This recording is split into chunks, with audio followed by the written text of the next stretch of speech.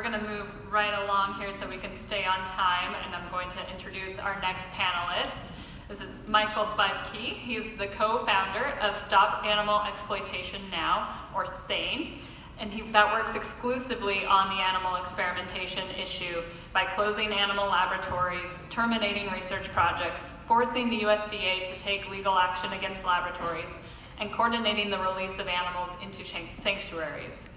After witnessing the atrocities of animal experimentation during his education, he successfully ended a head injury experiment on cats at the University of Cincinnati that launched his career, leading to positions with several national organizations before he co-founded SAEN in the mid-1990s. He has been published and he travels extensively, appearing on TV and radio programs to expose the truth of what is happening in animal experimentation. So please welcome Michael Budkie.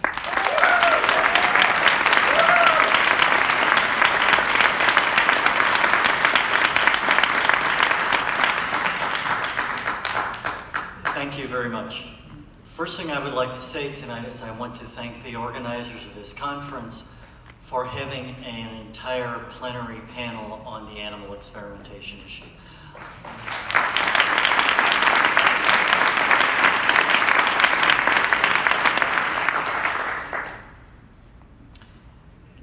In the 1980s, before I became an animal activist, I really didn't know what I wanted to do with my life or where I wanted to have an impact. And so I enrolled in a program, a veterinary technology program at the University of Cincinnati. And I have to tell you right now that when I enrolled in that program, I had absolutely no idea what I was getting myself into. I essentially spent 9 months as a student inside an animal laboratory. To this day, I have dozens of images which are literally burnt into my memory that I will never forget, no matter how hard I try. I will always remember one day I was walking down a hallway and I just happened to look into the wrong laboratory and I saw a rat beheaded. In another situation, I came into a kennel room that contained a number of dogs, and that room had a specific kennel in it that just the day before had held a dog that I had become very attached to. This dog was virtually a carbon copy of another dog that was in our home at that time, down to the coloring, the mannerisms, the size and weight. The only difference was the gender. The problem that day was that that dog run was empty. And I knew when I saw that dog run empty that that dog was never coming back. I knew what laboratory he had gone to, and I knew that he was probably already dead. My silence and the fact that I did not speak up for that dog doomed him. It doomed him and it doomed every other dog that was a part of that experiment. Essentially, because I remained silent, I failed them. Though at that time I didn't know how to speak for animals yet, I had not gotten that voice. I did at one point figure out how to act for animals. A few months later, there was another dog that came into the University of Cincinnati. This dog was pure white, had eyes that reminded me of nothing more than a baby seal. They penetrated you down to your soul, and you could not help but connect with this dog. And for some reason, something just kind of snapped inside me. And I decided that no matter what the cost was, they weren't going to get him. That Friday, I still can't believe I did this. I clipped a leash on his collar and walked him out the front door.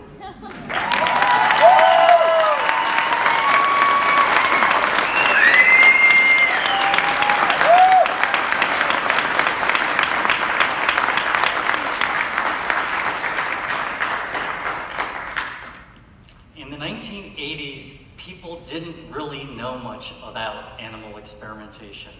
Literally, the silence on this issue was deafening. After I graduated from that program, that veterinary technology program, my wife Karen and I became activists, and we became involved with the local animal rights group. And we ended up running a campaign, this was mentioned in my introduction, where we successfully ended a research project that had killed cats for over a decade. That campaign taught us one thing that's very important. There's really only one effective weapon against animal experimentation or any other kind of animal exploitation that we oppose, and that weapon is the truth, facts. Animal research is an immense issue. It contains the lives of hundreds of millions of animals, hundreds of millions of facts, hundreds of millions of truths, and it is our job as animal rights activists to take this information, this truth, and convey it to the public so they can understand this issue. We have to break this down into digestible pieces so that people can see the reality and know what we know. The truth is that hundreds and thousands of animals die every year from simple negligence that actually has nothing to do with experiments. For example, documents from Vanderbilt University disclose that their laboratory staff have recently done surgical procedures on animals so poorly that the incisions actually opened up and became infected after the procedures were completed. The documents that come out of Vanderbilt University also demonstrate that their staff is so negligent that they didn't even bother to check if the crates, the shipping crates for the mice were empty before they threw them into the trash compactor. This is not the only incident of fatal negligence we've seen recently. A surgical procedure was being performed at the University of Florida, and that procedure involved something called electrocautery, where they use a heating device sometimes to seal wounds in the animal. This was done near a device, an anesthesia machine, that was a source of oxygen. The result was that an animal was literally set on fire. The laboratory had to be evacuated, and they couldn't come in to euthanize this animal until the police and the first responders had actually cleared the facility. At the University of Washington in Seattle, laboratory staff recently forgot to fast a monkey the night before surgery was supposed to be performed. How many of you have had a dog or a cat spayed or neutered? How many of you know that the night before surgery that animal had to be fasted? Well, apparently you know more than the staff at the University of Washington does. They forgot to fast this monkey, but they decided the next day to perform the surgery anyway. Predictably, this monkey went into complications, experienced respiratory failure, vomited during the respiratory failure, aspirated the vomit, and died because University of Washington staff couldn't be bothered to wait until the next day when the monkey had been fasted. An even more basic failure recently occurred at a Covance facility in Texas. This is one of the largest non-human primate prisons in the United States. At one point, this facility had housed as many as 16,000 non-human primates. And at one point recently, the staff at this animal dealer facility that sells monkeys to laboratories just simply forgot to feed a group of 25 non-human primates for 6 consecutive days. 2 of these monkeys ended up having to be euthanized because they were so severely debilitated. There's another Covance facility though. This one is in Madison, Wisconsin. This is a primate laboratory. And the laboratory staff at this Covance facility handled the monkeys there so roughly that recently several of the monkeys had broken bones that were broken so severely they could not even be repaired surgically. The only choice was to euthanize these animals. Another lab recently used improper anesthesia on a rat that was undergoing surgery. And because they used improper anesthesia, this animal woke up during surgery with the chest cavity open on the operating table. These are the kind of things, the kind of facts, the kind of truths that we discover within laboratories.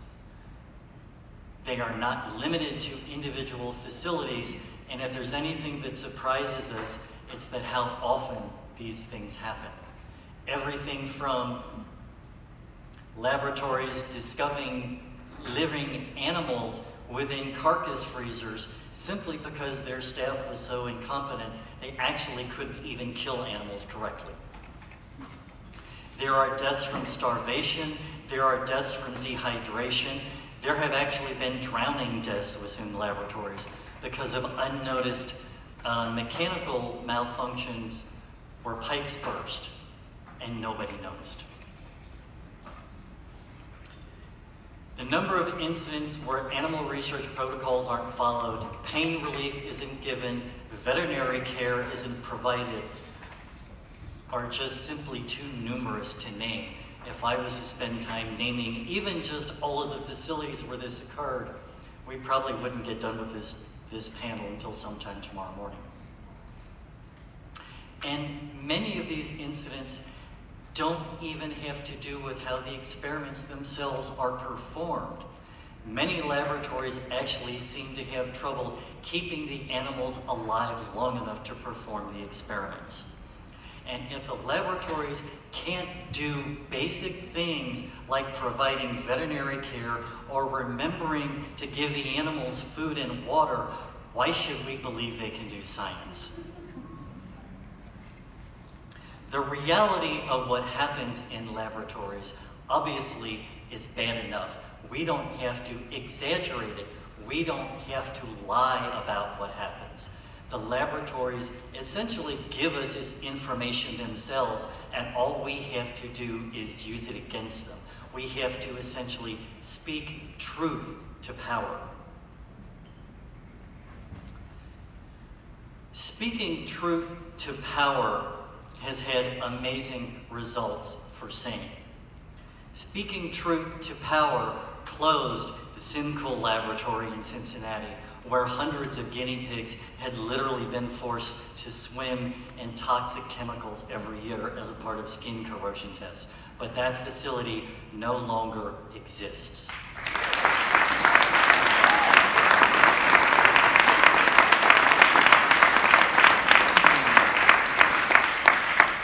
Speaking Truth to Power also closed Harvard's Primate Research Center, where 2,000 non-human primates had been imprisoned for decades. Those cages are now and will forever be empty.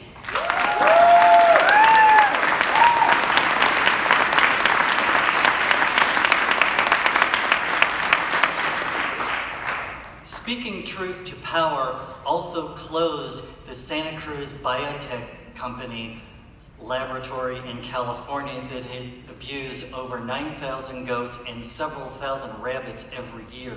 Not only was their laboratory closed because they were forced to surrender their registration to the USDA, their license as an animal dealer was also terminated, and they were forced to pay the largest fine in history by a laboratory, $3.5 million.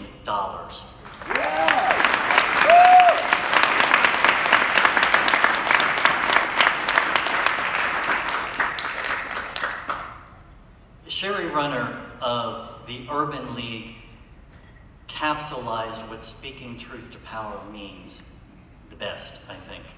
She said that speaking truth to power means believing deeply in what you say and fighting every day to have that heard. It may not be popular, it means taking a risk, and it means standing for something. The idea of standing for something is relevant not only to our fight for animals, but also to how we treat each other within the animal rights movement.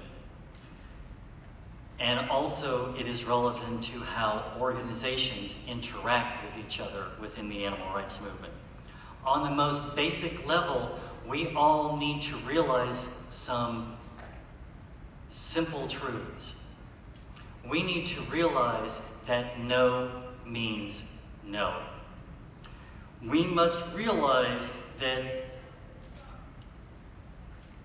this truth impacts not only our ability to control our own bodies, but it also impacts the arc of our work for animals. As animal activists, we should not have to worry about investing our souls and our lives and our work into a campaign only to have some other organization pretend it was theirs for purposes of fundraising. We must not step on other activists and organizations to move forward, just as we must not hold individuals back due to their gender, gender identity, or gender orientation.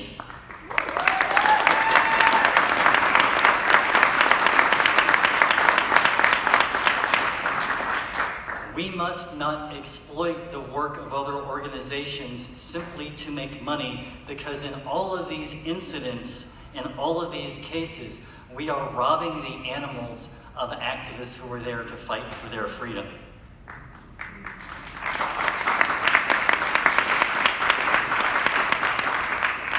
As a movement, as the animal rights movement, we must keep our eyes on the prize.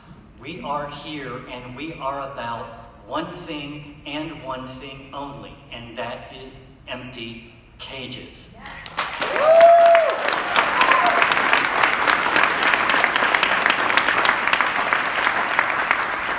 This is not about notoriety. This is not about our salaries. This is not about our careers. This is not about our reputation. And this is not about how famous we become. This is about nothing more than empty cages. And we must never, ever forget that.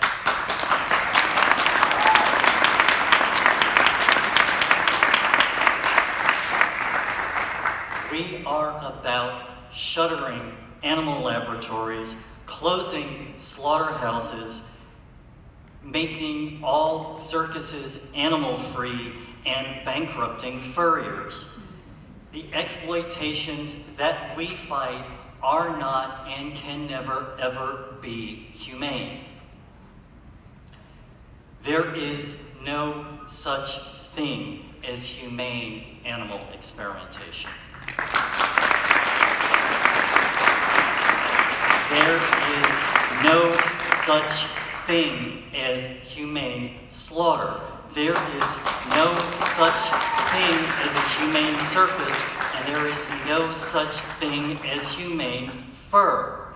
And anyone who tells you anything differently is quite simply lying.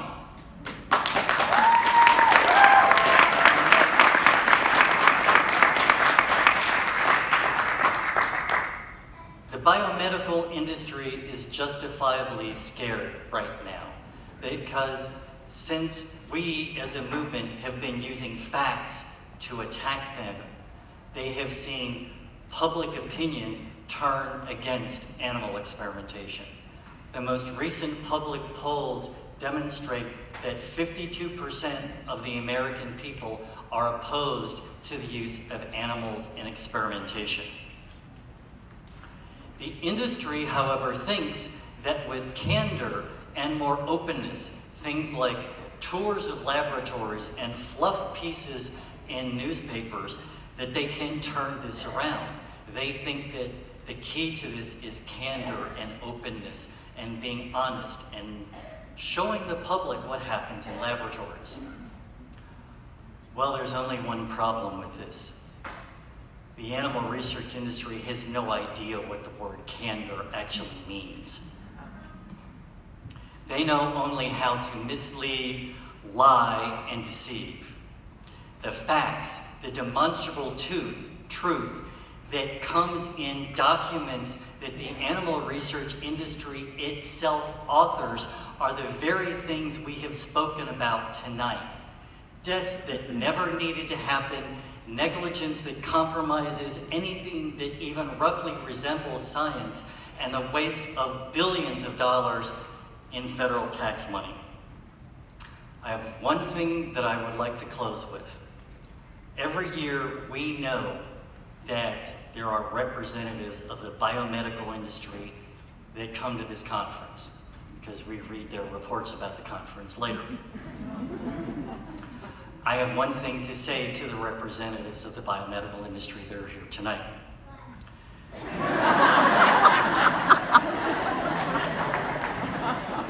Your end is coming. The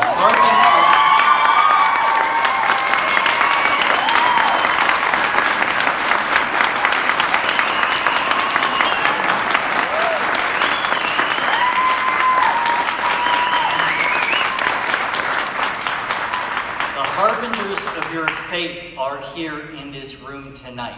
You have nothing to look forward to but the animal rights movement systematically closing down every laboratory in the United States one by one. And we are going to do all of this with facts. Thank you.